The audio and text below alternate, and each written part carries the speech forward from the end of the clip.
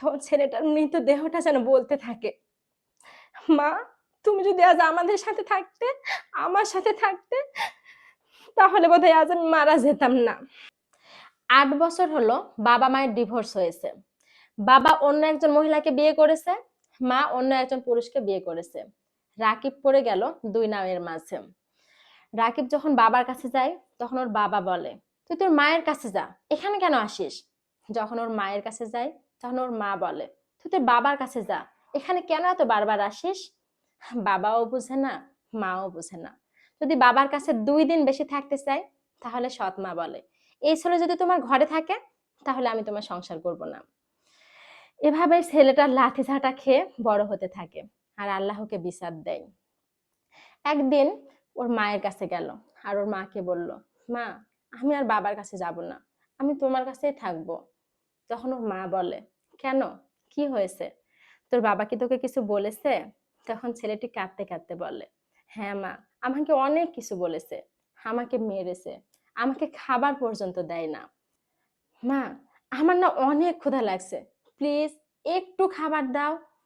তখন ওর মা বলে, আচ্ছা থাম, দেখি কি করা যায়। মা তোমার পায়ে পড়ি, প্লিজ একটু খাবার দাও, আমি আর সহ্য করতে পারছি না। তখন ওর মা বাচ্চার কান্না দেখে ঘরে যায়, একটু খাবার নিয়ে আসে। যে খাবারটা বাচ্চাকে দিতে যাবে, বাচ্চাটা খাবার দেখে অনেক খুশি হয়, কিন্তু বাচ্চাটা খাবার নেওয়ার আগে ওর বাবা চলে আসে। ওর বাবা মানে ওর মায়ের নতুন স্বামী চলে আসে আর খাবারটা হাত থেকে নিয়ে নেয় আর বাচ্চার মায়ের ওপর খেপে যায় আর বলে, তোকে কতবার বলেছি এই ছেলেকে কখনো আসতে দিবে না আমার বাসায়, কেন এসেছে এই ছেলে, এখনই চলে যেতে বল। এই ছেলে যদি এখনই চলে না যায়, তাহলে আমার চেয়ে খারাপ এই পৃথিবীতে আর কেউ হবে না। তখন বাচ্চার মা বলে, ওর ক্ষুধা লাগছে, তাই ওকে একটু খাবার দিছিলাম, ও আর কখনো আসবে না, মাফ করে দাও, আর কখনোই আসবে না।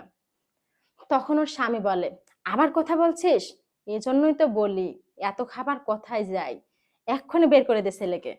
তখন ছেলেটার মা বলে, ছেলেটাকে বলে, শুনেছিস, তোর জন্য আমাকে কত কথা শুনতে হয়, মার খেতে হয়, সংসারে অশান্তি লেগেই থাকে, তুই এক্ষুনি চলে যা, এক্ষুনি এই বাসা থেকে চলে যা, আর তুই কখনো এই বাসাতে আসবি না, আর যদি এই বাসায় আসিস তাহলে আমার মরা মুখ দেখবি।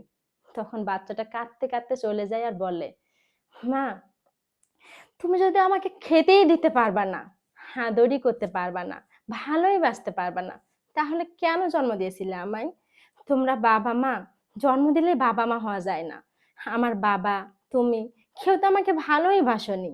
যদি ভালোই না বাসো, তাহলে ভালোবাসার জন্মটা কেন আমায় দিলে? আমি আর সহ্য করতে পারছি না, আমি আর এই কষ্টের জীবন সহ্য করতে পারছি না। তোমরা যদি আমাকে সময় দিতে না পারো, আমাকে যদি পরিবারের মধ্যে রেখে ভালোবেসে মানুষই করতে না পারো, তাহলে কেন বাঁচিয়ে রাখিছিলে? তখনই মেরে ফেলতে, যখন আমি পৃথিবীতে এসেছিলাম। আমার কি দোষ ছিল তোমাদের মাঝে জন্ম নেওয়া? আমার কি ইচ্ছে করে না পরিবারের সাথে থাকতে, পরিবারের লোকদের সাথে থাকতে, ভালোবাসা পেয়ে বড় হতে? আমি আর আসবো না। তোমরা নামের বাবা মা, তোমরা বাবা মা নামের কলঙ্ক, তোমরাই সুখে থেকো, আমি আর কখনো আসবো না, কোনোদিন আসবো না। এই বলে ছেলেটি যখন চলে যেতে থাকে, তখন ওর সৎ বাবা ছেলেটির কলার ধরে এমন ভাবে ধাক্কা দেয়, ছেলেটি ওয়ালে লেগে ছেলেটা পড়ে যায় নিচে। ছেলেটা যখন নিচে পড়ে যায়, ছেলেটা সেখানেই মারা যায়। ছেলেটার মা সেটা দেখে চিৎকার করে কাঁদতে থাকে। তখন ছেলেটার মৃত দেহটা যেন বলতে থাকে, মা তুমি যদি আজ আমাদের সাথে থাকতে, আমার সাথে থাকতে, তাহলে বোধহয় আজ আমি মারা যেতাম না। তুমি কি পারতে না আরেকটা বিয়ে না করে আমাকে নিয়ে বাঁচতে? বাবা কি পারতো না তোমাকে নিয়ে সব ভুল বুঝাবুঝি ঠিক করে নতুন করে সংসার করতে? মা তোমার কাছে যদি আমার ঠাঁই হতো, তাহলে বোধহয় আমি আজ শেষ হতাম না, আমি মারা যেতাম না। তুমি চাইলেই পারতে আমাকে বাঁচিয়ে রাখতে, তুমি চাইলেই সবকিছু করতে পারতে। তুমি যদি আজ আমাকে একটু খাবার দিতে, তাহলেও হয়তো আমি বাঁচতাম, কিন্তু না। তোমরা বাবা মা, তোমরাই ভালো থেকো, আর কখনো তোমাদের জ্বালাতে আসবো না। এজন্যই বলি, যারা বাচ্চার বাবা মা আছেন, আপনাদের সংসারে যতই অশান্তি হোক, বাচ্চার মুখের দিকে দেখে হলেও সংসারটা টিকিয়ে রাখুন। শান্তি একদিন আসবেই, শান্তি আল্লাহর হাতে, যখনই হোক আসবেই। ভিডিওটা কেমন লাগলো কমেন্টে জানান।